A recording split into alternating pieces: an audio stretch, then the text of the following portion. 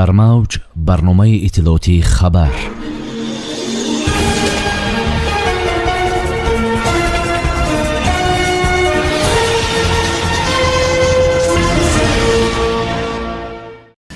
тағйироти кадрӣ. нархи нигоҳубини кӯдакон дар кӯдакисонҳои давлатӣ боло рафт. табибони тоҷик бори нахуст бидуни буриш майнаи сарро ҷарроҳӣ карданд. ба муроҷиату дархости шаҳрвандон таваҷҷӯҳи ҷиддӣ дода мешавад. президенти ҷумҳурии тоҷикистон муҳтарам эмомалӣ раҳмон бо судури чанд фармону қарори алоҳидаи худ дар сатҳи ниҳодҳои давлатӣ ва маҳаллӣ тағйироти кадрӣ ба амал оварданд. ҳамин тариқ бо фармонҳои алоҳидаи сарвари давлат мирдаду зариф ва зоҳидзода даврон аз вазифаи муовинҳои раиси вилояти суғд барканор шуда, ба ҷои онҳо қосими файзулло, ҷӯразода ҷамшед ва исмоилзода зуфар таъин гардиданд. ғафорзода нигорахон раиси шаҳри бӯстон, акрамзода баҳодур раиси ноҳияи шаҳристон, исмоилзода зуфар раиси ноҳияи зафаробод аз вазифаҳои худ барканор шуданд. ба ҷои раисони шаҳру навоҳии барканор шуда бо фармони сарвари давлат зоҳидзода даврон иҷрокунандаи вазифаи раиси шаҳри канибодон, нуруллозода фирӯза иҷрокунандаи вазифаи раиси шаҳри бӯстон, ғафурзода рабим иҷрокунандаи вазифаи раиси ноҳияи шаҳристон таъин шуданд. аз 1 январи соли 2025 нархи парастории кӯдакон дар кӯдакисонҳои давлатӣ дар ҷумҳурии тоҷикистон боло рафт. акнун волидайн барои нигоҳубини кӯдаконашон ба ҷои 144 сомонии қаблӣ соли равон 150 сомонӣ пардохт мекунанд. дар ин бора азия плюс бо истинод ба вазорати маориф ва илми ҷумҳурии тоҷикистон хабар додааст.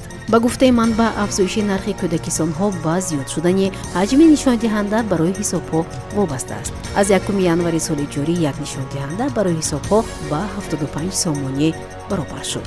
нархи парастории кӯдакон дар кӯдакисонҳои давлатӣ дар шаҳрҳои калони кишвар Душанбе, Хуҷанд ва Бухтар ду нишондиҳанда барои ҳисобҳо муайян гардидааст. бояд гуфт ки дар шаҳру навоҳии кӯҳӣ ва дурдаст нархи нигоҳубини кӯдакон дар кӯдакисонҳои давлатӣ 1,5 нишондиҳанда барои ҳисобҳо ё худ 112,5 сомонӣ аст. тибқи нишондиҳанда барои ҳисобҳо дар соли 2024 ин маблағ 108 сомониро ташкил медод. дар шаҳри Душанбе табибони тоҷик бори нахуст бе буриш ҷарроҳии рагҳои калони мағзи сарро анҷом доданд. ин гуна ҷарроҳӣ токунун дар хориҷа ё бо овардани мутахассисони хориҷӣ гузаронида мешуд. дар ин бора азия плюс бо истинод ба вазорати тандурустӣ ва ҳифзи иҷтимоии аҳолии ҷумҳурии тоҷикистон хабар медиҳад. ба гуфтаи манбаъ, табибони маркази миллии тиббии шифобахш маъруф ба беморисони қарияи боло дар ҳамкорӣ бо мутахассисони маркази ташхисию табобатии дастаи дил бори нахуст ҷарроҳии косахонаи сари сокини 16-солаи ноҳияи ҳамадонии вилояти хатлонро ба таври махсус тариқи эндоваскулярӣ яъне бебуриш гузаронида. ташхис нишон дод ки раги калони майнаи сари бемор ҳангоми дохил шудан ба косахонаи сар сӯрох гардида бо рагҳои воридӣ пайваст шудааст, ки дар натиҷа дар бемор нобиноӣ, варам ва сурхии чашм, инчунин рафтани хунравиҳои шадид аз бинӣ вадаҳон ба вуҷуд омадааст. ба гуфтаи табибон, ҳолу вазъи саломатии бемор хуб аст ва бемориаш пурра барқарор шудааст. чанд рӯз пас бемор ба хона рухсат дода мешавад. طبق نقشه مقامات اجرایی محلی حاکمیت دولتی شهر پنجکن، رئیس شهر عبدالخالق خالقزاده شهروندان را پذیرفته به مراجعت و درخواست و پیشنهاد آنها رسیدگی کرد.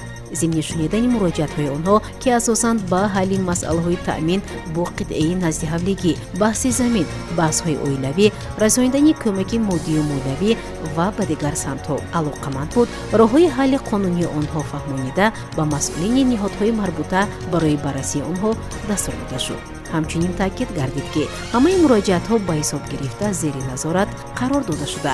برای حل آنها در دایره طلبات قانون چاره‌های ضروری اندیشیده می‌شود. در موج برنامه اطلاعاتی خبر